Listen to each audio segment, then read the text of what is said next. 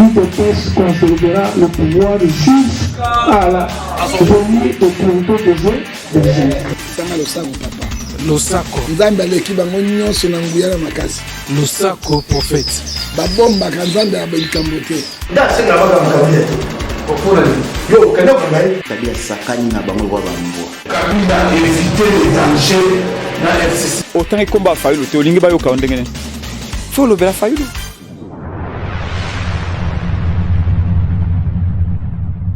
Bienvenue mesdames et messieurs, merci encore d'être les nôtres sur Voice of Congo.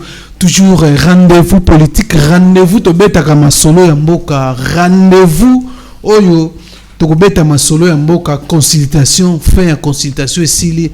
Nini ba congolais baza kozela na consultation, chef de l'état koloba nini?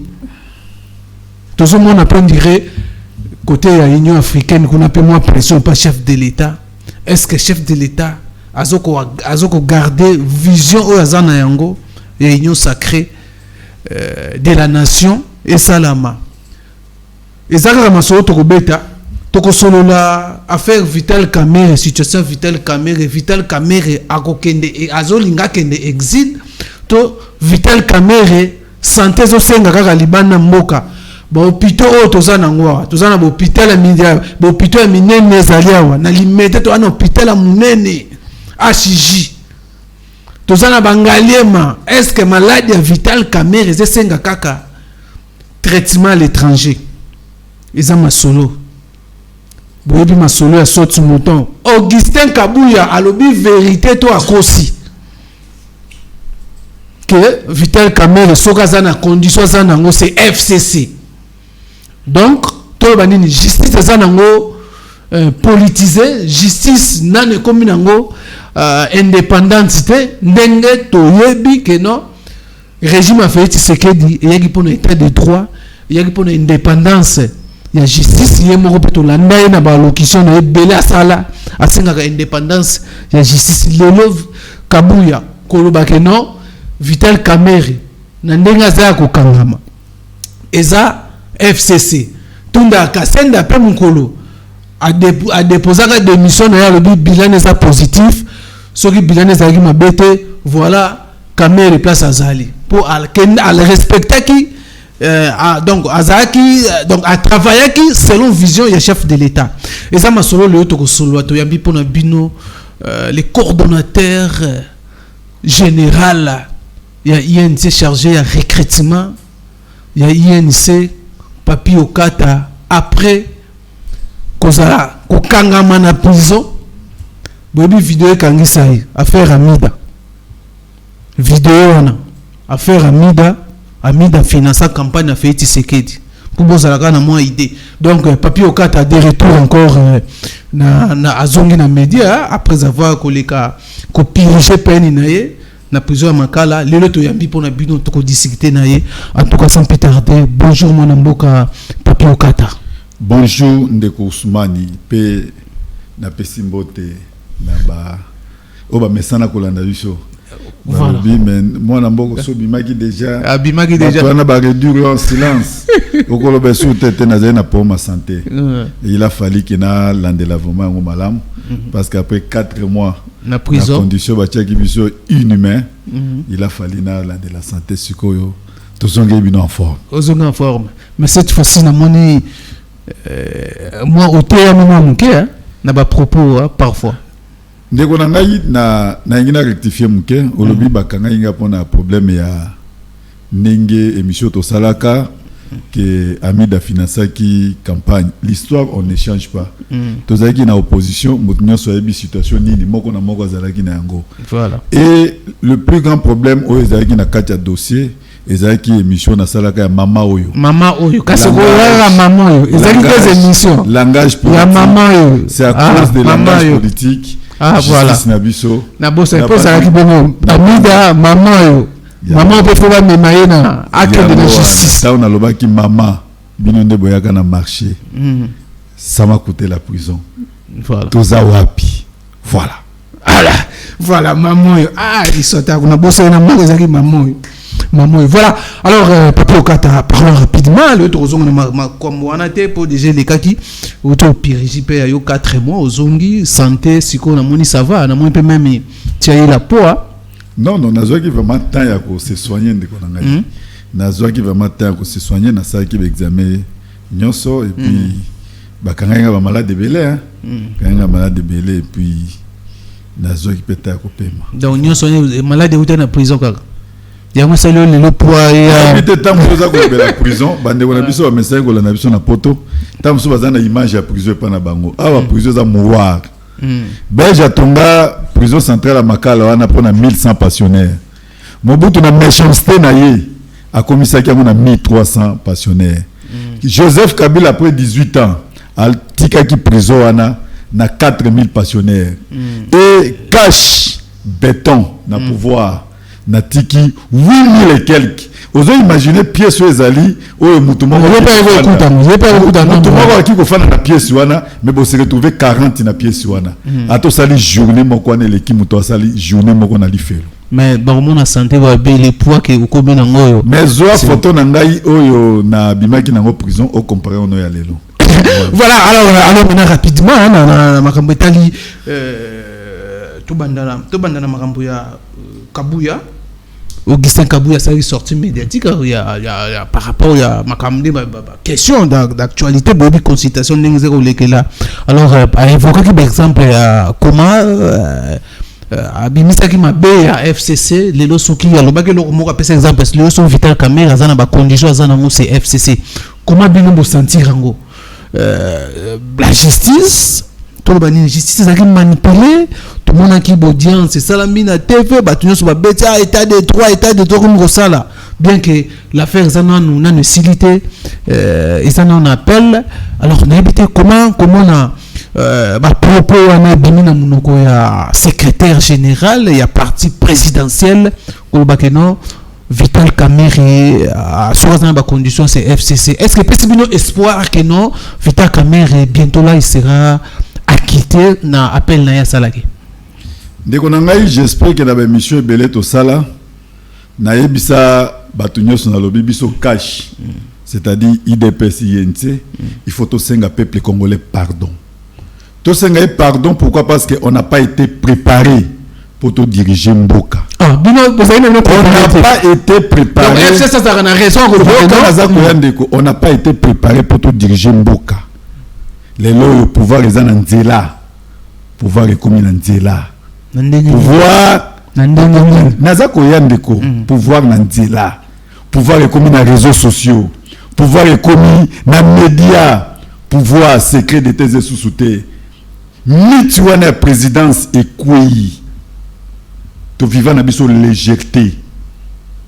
Oyo tu zako vivre eleki degré. J'espère que je crois que Kabuya a na courte mémoire. Tout ce qui est arrivé à Vital Kamerhe na nzete basi baloba yango. Bazaka na mo ba guignol na bango wana o ba bimisaka ba secret d'état. Et à l'époque, tu sais que ça président Vital tout ce que ces guignols là sont en train de dire. Tous sont au sérieux. Boyazaki, homme d'État. Mais n'a rappelé comme on a dit président. Nous n'avons pas affaire aux hommes d'État comme toi. Nous avons affaire aux gangsters. Tu sais que tu dois savoir, dans une société où il n'y a pas la morale sociale, c'est lui qui en a une est naturellement désigné comme victime. Yozali homme d'État. Au salina Mobutu, au salina Makambo Belé, aux vital pacificateur. Mais aujourd'hui là, nous avons affaire aux gangsters. Président Dimaïté, tout ce qui nous est arrivé, tu as CNCT, guignon na bangoana, balobaka yango déjà. Et mukolo tozu procès et tozu invitation. Tozo qui na 4e rue, tokutaka déjà plein de bato CNCT wana, tondi déjà na 4e rue, Vital ok Makala.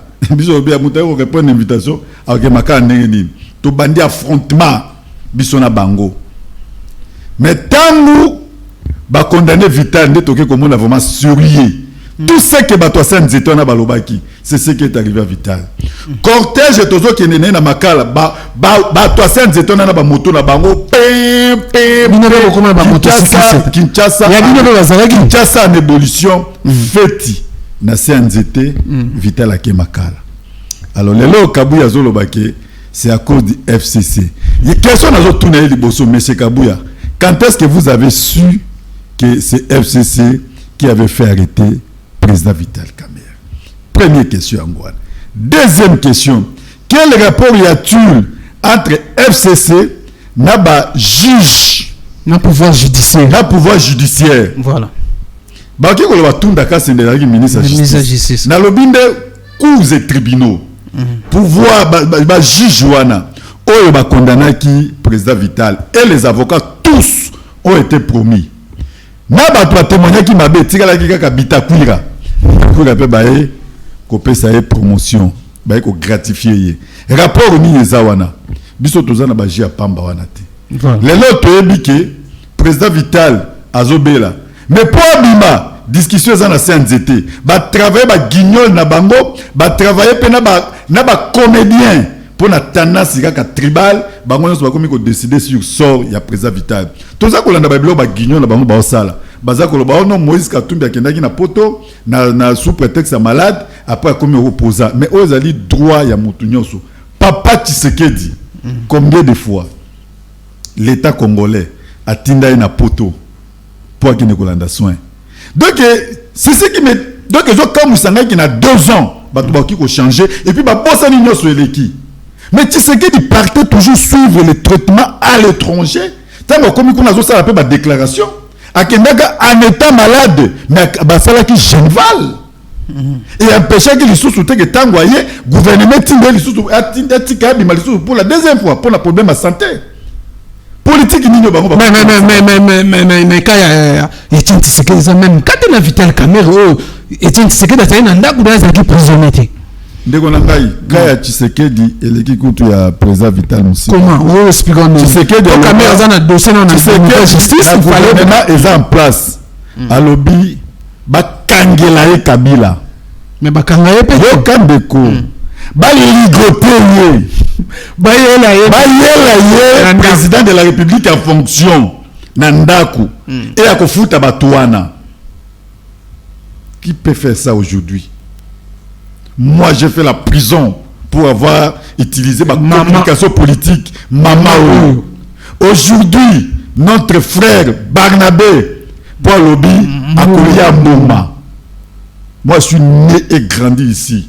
Jamais agomo ko kozana Kinshasa na Lingala balobi akoli Mbuma akozwa Mbuma bakobete Mbuma yango ndezali sens o bango ba juge wana bazokanisa mais akoli Mbuma nano nayoka nanga yango teke akoli Mbuma ezali ke bakoboma ye. Alors justice est comme ko sala na ba go, justice est comme ko sala na ba vidéo, justice est comme sala ndeko nanga yi ngana za kutuna ministère public o azali censé akoluka ba fraction mais ba fraction ezawa be faction ezali awa ya kosakana te mutu moko ba gignolo ba ganga kawana moko azwaka président assemblée nationale a traîner na bout vidéo etambola partout ba gignolo wana mutu atamoko bazaka inquiété te sozo ba gignolo ba tuboko CNZT ba sala kama ba vidéo mike ba gignolo wana donc mutu atamoko bazaka inquiété te.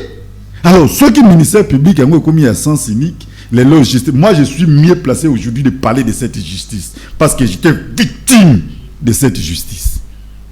Voilà.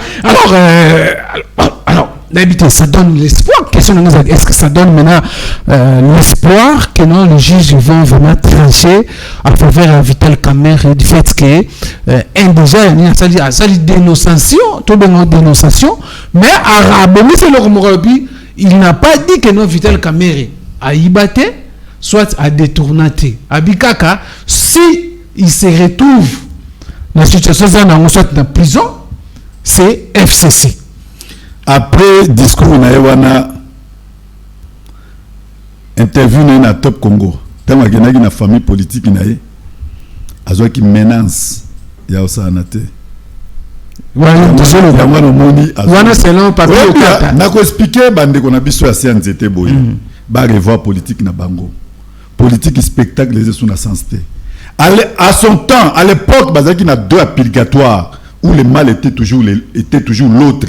aujourd'hui eloko se koma kana suka politique wana ezo simbe susute olobi na tongo eloko msusu na midi eloko msusu na poko eloko msusu donc le mal c'est toujours l'autre mutakangi kamere FCC mutasali boy FCC mutaboy le loyo ba évacuer FCC ça dit c'est politique wana c'est si là à l'époque on pouvait ezaki na un sens aujourd'hui vous êtes au pouvoir.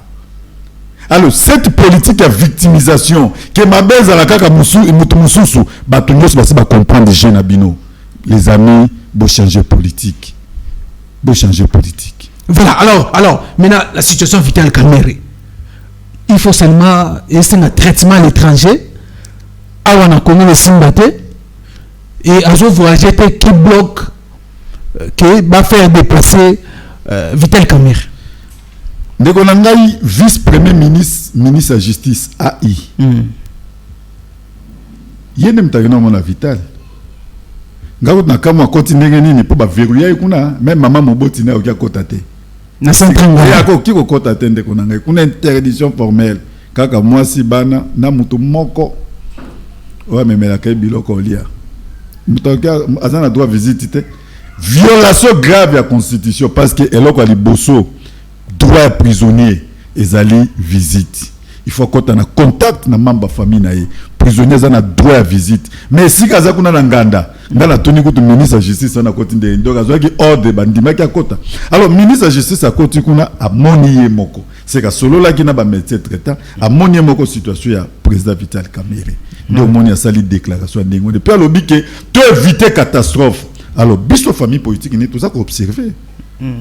Ozomona il y a des démarches comme avant ya bato ba singa balobi pour na papa Kasavubu à l'époque c'est Chichi le père qui était ministre intérieur aboya ka pe papa Kasavubu abima ya wana précipita qui mort na ye tolobi te ke biso to kotina ba biloko ndengwa na te mais ozali droit na ye voilà ozali droit na ya ko na sona libanda papa Tshisekedi plusieurs fois malade Wanda c'est le combien nana sont bloqués pour le ministre a le dit déjà Kabuya on nous dit que y a non Kabuya n'est pas dans les affaires mais mon cher est-ce que yebi que même pour un problème à passeport baza ko tuna nde bato sa nzete wana lelo to komi na niveau nini donc bango nde baza ko pesa température ya mboka c'est que na sa nzete bazo décider ndenge ndezo salama ozo comprendre il faut maintenant ko tuna Kabuya que c'est FCC et Kangisi Kamerhe. Mais aujourd'hui, vice-premier ministre de la justice, il faut évacuer pour qu'il nous rende soit approprié. Bon, le nini. Bah moi, on peut passer thermomètre de Konangaï. Voilà, il faut que benga Kabuya ko tunaye. Oui, après, nous sommes en zone tentée que benga si c'est toujours FCC, ça va continuer à bloquer pour Kamerhe à l'évacuer. Il faut que tunaye. Bisso, c'est notre président. Maintenant, l'état actuel, maintenant, c'est comment? Parce qu'il y a des réseaux sociaux, il y a certains qui déjà que non, ils seraient déjà en Afrique du Sud. Azaliawa. Nous avons eu chance à comment on vice-premier ministre de la justice. Yende Moutaye Bissibiso Ango. Depuis vice-premier ministre de la justice, nous sommes malades. Mais la démarche, il y a des démarches. Mais démarche, c'est l'air prisonnier. Et si quelqu'un m'a dit même maman botia au coco maté, bah moi il faut pas décider. Nasser Nzete ne pas décider. Tu comprends? Nous attendons leur décision parce que Kabuya a même commettre justice en cause. Donc FCC a dicté qui justice. Quand moi je vous disais ici que même bah étudier à droit, bazako se retrouver na détournement intellectuel. Moutoua Abimisa qui terme, vous avez vu comment il a été propitié. Que dit la loi de promotion? On donne la promotion à la personne à la personne à laquelle qui suit les instructions à la loupe.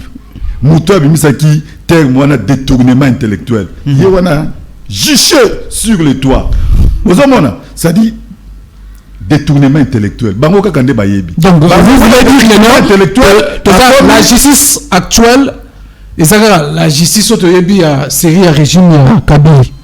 Justice à Kabila les aïe qu'on se respecte on a la petite prison ceux qui comme tout ça la émission mobimba kaka sur la justice au kokana mawande konangai est-ce que yebi que na prison wana bato belé basili sa peine na bango réquisition aussi ici déjà peine aux qui condamné na 2 ans mais réquisition est athée les hommes réquisition aussi si peine mais au fond ils ont 3 ans au fêlé ozofanda na compte nani justice wana ozomona pare wana judiciaire po basambisa yo eza luxe ntango nakoti na prison nde nake comprendre à l'époque ministre ya justice oyo akomi présidence ya seni ya sénat oyo alobaka ke non justice ekomi 3V villa voiture tout tourne autour de ça ndeko na ngai juge aza moto osakana na ye te s'il a un dossier c'est des millions. Alors un jour comme ça tokoya wa tosolola kaka pona appareil judiciaire et tokoloba kaka pona situation ya makala o ya prison soki makala déjà bazabo à plus haute raison hier ndeko na ngai na ko expliquer ce que c'est l'appareil judiciaire parce que moi-même j'étais la victime ozomona. Alors il y a mon expliquer na lobby to vivre à légèreté to vivre la miti ya présidence et quoi miti c'est quoi ya ozomona vidéo ozomona vidéo moko boyete bato ase nzete wana comment baza kowela kokanga photo likolo tapis rouge régime le président qu'on a ngai ozali c'est comme l'opposant na kati ya pouvoir na bili INT akotika jamais kozala opposant mais INT azali partisan médiocrité INT azali partisan médiocrité on peut pas gérer le pays na légèreté quand Banabe a parlé que na entourage il y a la légèreté donc ozokomi funda pe pour besoin na kati ya pouvoir na lobby boye ozokomi funda INT azana kati ya cash voilà besoin na kati ya pouvoir cash qui au pouvoir voilà et na émission cash c'est que cash peut faire qu'au senga peuple congolais pardon tu n'as pas compris ce que je dis qu'au senga peuple congolais pardon parce qu'on n'a pas été préparé donc INT IDPS nous a qui préparé cash le répondre kotangela nga ba Congo ya batute est-ce que tu sais que ils ont les bazana juge simana bango ils sont en train de chercher même à Koloba boye pour pas interpeller lobby tu comprends mais enfants besoin de ça ne doit pas nous empêcher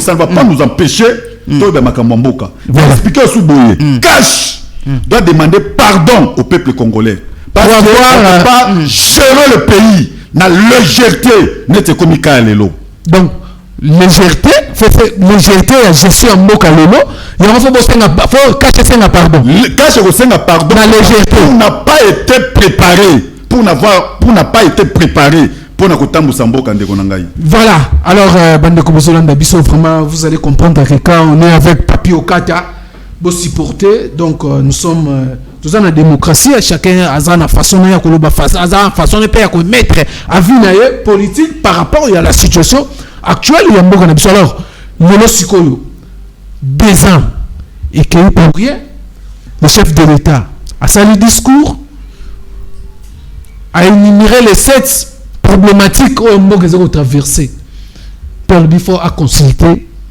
batu nyonso azwa ba vie ya batu nyonso bino bozana cash INC consulter IDPS consulter bino moko bata pouvoir ba consulter bino tolandi ba couche nyonso presque chef de l'État consulter nini INC azoko s'attendre na discours à chef de l'État nini INC azoko zela et pas le chef de l'État ou à koyebisa peuple congolais. Je crois que la thématique on les a qui mieux énumérée. Comment? Biso nde tozali na terrain. Bato bazali bana nde bazako juger biso. Qu'est-ce que le peuple nous reproche? Question des chefs d'État faka tout nango wana. Peuple congolais a ko reprocher biso pour 4 problèmes. 4.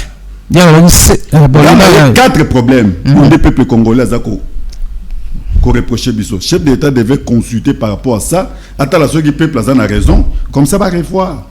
Et là quand le peuple a ko reprocher biso. Tribalisme à outrance. Tribalisme depuis Congo Banda. Même Salamate. Nalanda ki Barnabé a ko lela. Composition ya ba juge nae. Moulouba juge président. Des juges à Sancerre, Balouba, Atali Sousouango. Pourquoi? Quel hasard? Peuple congolais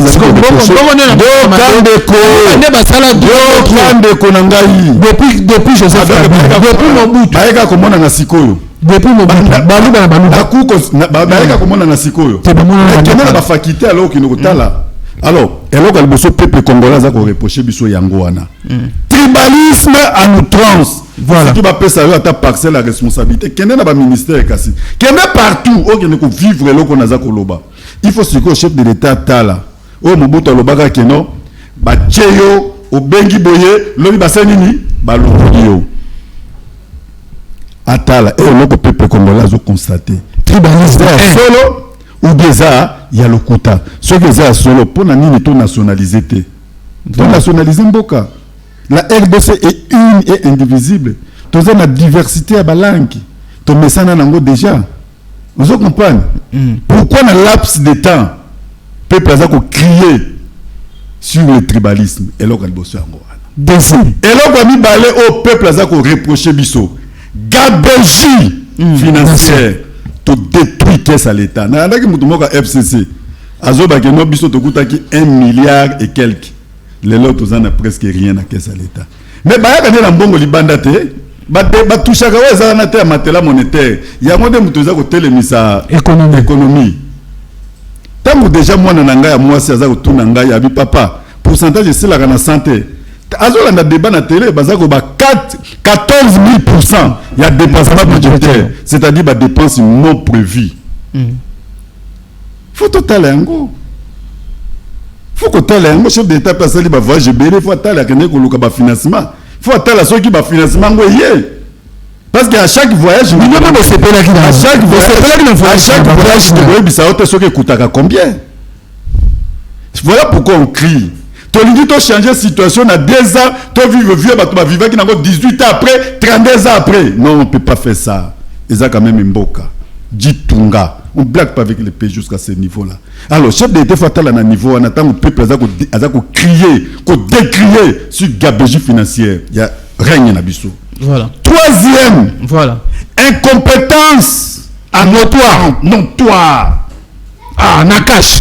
Incompétence, incompétence, il y a grave. Il y a 50 notes techniques à l'EKK. Incompétence. La mère, c'est le président de la République. La mère, c'est le président de la République. Il y a une lettre signée par 82 conseillers de la présidence pour décrire sur les compétences. Il y a Eberand, directeur de cabinet à chef d'État. Pour votre information, professeur à l'université, docteur en droit des affaires. Ceux qui déjà jugés incompétents, plus forte raison les autres. Alors, et là, qu'on a peuple à décrier en gros, il faut total. Est-ce que c'est solo? Comme ça, chef d'État, l'homme qu'il faut, à la place qu'il faut. Parce que le chef d'État a magicité. Na concours yangai na yo, na expertise yangai na yo, comme c'est fort. Mais ceux qui a sali après biso confiance et que biso to briller les compétences. Ça peut donner que ça, les lombos que ça bloqué. Donc, confiance à faire. Quatrième chose, le peuple a reproché biso. Non respect à Bako. Biso ka kande to viola ka Bako. Ndeko na ngai différence à biso na Kabila les anines. Kabila na 2 ans. Akutaki mboka ya kupanzana a réunifier mboka. Mais biso na 2 ans tozu mboka mobimba mais to komi ko na crise artificielle. Eza malamuté. Baza ko ngokota peuple congolais no accord ezali violation à constitution accord eza na eloko na rapport na constitution. Tozu pouvoir l'élection muto tamoko ki ko ma pouvoir na ndenge na ete zaka ba consensus INCDP se sangani totali pe batumsu ba ki ko porter biso main forte ndeto yokani ke soki tozui to ko diriger boye mais toujours à respecter la constitution. Neti Kabila salaka na babemba yo tika côté na kuna yo petika boka ba signer accord ya San City to ki mboko na élection ba sala ki mboka tumba mema ki mboka na élection non respect accord et dans tout ça quel accord? Dans tout ça, quel accord? Dans tout ça, biso ka ndeto zaka na raison ndeko na ngai. Quel accord? Okoki ko za na mwasi na ndako. Mais si l'accord, si l'accord ils ont fait sa fantasme. Est-ce qu'il faut respecter le fait accord? Mwasi ya liboso akei yoka ko za na raison. Mwasi ya mibale akei yoka ko za na raison. Mwasi ya misatu akei yoka ko za na raison. 4 mwasi akei ateso za na do yango ya purgatoire. Oyo mabeza la kaka moto mususu. Bola munyoso ndezali yo. non, les gens vont dire c'est déjà assez, c'est déjà trop. Voilà pourquoi dans le lobby, il faut revoir politique na bango. Les gens bango déjà. C'est comme si besoin se soustraire na kati ya cash. On dit que charge mo na ya IDPS. Lobby les qui n'anga moko ko sanga bi ah kulutu. Yaza mutu ya renaissance, abi renaissance c'est ça limil na vita. Na bi ba entraîneur nous aussi ba bi déjà ibenge. Vite il faut changer entraîneur. Vous comprenez? Les bandes na biso politique na bango ba tutu ba si ba ibiango. Le mal est toujours l'autre. Et sa politique à kala. Mokili salama na maloba. Mokili et salama na maloba. Même nzambe pour sala mokili zeki na maloba. Bible lobby toto sa ma commis bato saka. Kabila avait 29 ans quand il a pris le pouvoir. Mbokezaki a ndambu a sangisaki. Toute la positivité pe amoto. Lelo oyo nga lazali fier kotala ke tozoki pouvoir na passation de pouvoir civilisé. Oyo en Afrique centrale eloko bongo tikala ko sala maté to capitaliser yango. Bon capitaliser yango par rapport à quoi? Je te na posé ma question sur l'accord on va respecter l'accord. Mais dans l'accord où c'est ça les petits peuples où pesa rabino et vota rabino. Et ça, en difficulté. On s'en sortir. La souffrance est comme en outrance. Alors, il faut toujours continuer encore. Et ça a des avantages, il y a peuple. Ou il faut respecter la constitution. D'abord, accord est-ce que le peuple congolais est-ce que le peuple congolais baebiso? Peuple congolais baebiso. Première fois, on a mokili, besoin pouvoir dans moins de 2 ans, baebino. Vous avez par rapport à ma camtozo sale. Peuple ndaza komona te. Peuple congolais a zonsi converse la constitution. Peuple congolais. La constitution dit que c'est la peuple congolais a baé biso vraiment ka bien ko baé des peuples congolais a baé. Ba comme ka to ici bango ba bi 2023 zo ya kaka. Pour ba sanctionner peuple congolais a baé. 4 makambo na biso za peuple congolais dans lobby. Tout ça que tu veux connaître, quitter pas peuple lobby mais besoin de reprocher son makambo 4. Tribalisme, gabégie, incompétence, non respect d'accord. Vous expliquez non peuple à ça commis mati. Peuple yozolo bana. Okana papier okata. Peuple congolais à ça commis mati. Okana a baé vraiment kabiko baé. Yoka voilà tokende nano vraiment. Kaka peuple wana zolo bana. Abi respect d'accord mais peuple wana na tiaki ba micro na tambusi ba micro na yoki peuple na bi en tout cas ba téléméri ba corps wana za na désavantage na biso peuple congolais yozo ba peuple congolais bi faut ba respecter accord lelo moni peuple congolais zo c'est là président de la république après ça ba réponse ou ça la satisfaisant ou ba satisfaire bango yo ba peuple après mi ba respecter accord au moins le peuple a sa commis mature. Tant que vous avez dit que non à cause de violer la constitution, le peuple n'a voté la constitution.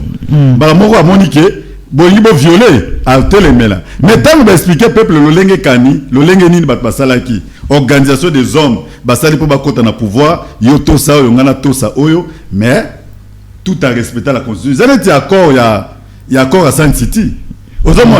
Et c'est là qui peut constitution, c'est que tout ça est constitution.